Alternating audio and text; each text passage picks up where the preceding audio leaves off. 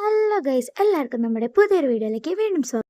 ഇന്ന് നമ്മൾ ഉണ്ടാക്കാൻ പോകുന്നത് വീട്ടിൽ തന്നെയുള്ള രണ്ടോ മൂന്നോ ചേരുവകൾ വെച്ച് ഉണ്ടാക്കാൻ പറ്റുന്ന ഒരു അടിപൊളി വെർമസെല്ലി ബോൾസ് ആണ്. നല്ല ടേസ്റ്റാണ് കേട്ടോ. അപ്പോൾ ഇതെങ്ങനെയാണ് ഉണ്ടാക്കുന്നത് നോക്കാം. അപ്പോൾ വെർമസെല്ലി ബോൾസ് ഉണ്ടാക്കാനായിട്ട് നമുക്ക് ആദ്യം തന്നെ വേണ്ടത് വെർമസെല്ലിയാണ്. അപ്പോൾ ഞാൻ ഈ ഒരു കപ്പിൽ 2.5 കപ്പോളം വെർമസെല്ലി ഇതേപോലെ പൊടിച്ച് വെച്ചിട്ടുണ്ട്.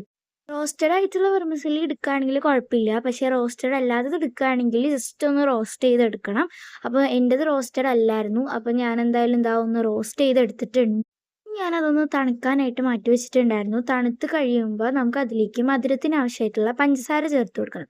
ഞാനിവിടെ 1/4 കപ്പോളം ചേർത്ത് കൊടുത്തിട്ടുണ്ട്. ഇനി അതിലേക്ക് ഒരു 1/4 കപ്പോളം തേങ്ങയും 2 മുട്ടയും കൂടെ ചേർത്ത് കൊടുക്കണം. അപ്പോൾ ഇത്ര ഐറ്റംസ് കൂടെ ചേർത്തിട്ട് കൈ ഉപയോഗിച്ച് നല്ല പോലെ കുഴച്ച് കൊടുക്കണം കേട്ടോ. നമ്മൾ ബോളാക്കാൻ നോക്കുമ്പോൾ അത് കറക്റ്റ് ബോൾ ഷേപ്പായിട്ട് ഇരിക്കുന്നുണ്ടെങ്കിൽ കറക്റ്റ് പരുവായിട്ടുണ്ടാവും. അപ്പോൾ അതാ ഈ ഒരു പഞ്ചസാര മുട്ടയും എല്ലാം നല്ല പോലെ മിക്സ് ആയിട്ടുണ്ടാവും. ഇനി ഞാൻ ഇതേപോലെ ബോൾ ഷേപ്പിലാണ് ഉണ്ടാക്കുന്നത്. നിങ്ങൾക്ക് ഏത് ഷേപ്പിൽ വേണമെങ്കിലും ഉണ്ടാക്കാം.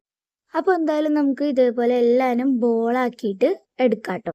അപ്പോൾ ഞാൻ ഇതേപോലെ ബോളാക്കിയിട്ട് എടുത്തിട്ടുണ്ട്. ഇനി നമുക്ക് ഇതൊന്ന് ഫ്രൈ ചെയ്തെടുക്കണം.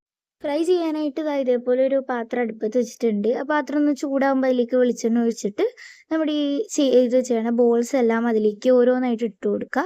ജസ്റ്റ് ഒരു 5 മിനിറ്റ് ഒക്കെ കഴിയുമ്പോഴത്തേക്ക് നല്ല പോലെ ഒരു സൈഡ് മുരിഞ്ഞ് വരും. അപ്പോൾ തിരിച്ചിടാം കേട്ടോ. തിരിച്ചിട്ടിട്ട് ഒന്നുകൂടെ അവിടെ ഒരു 5 മിനിറ്റ് വെച്ച് കഴിഞ്ഞാൽ നമ്മുടെ ബോൾസൊക്കെ റെഡിയാവും.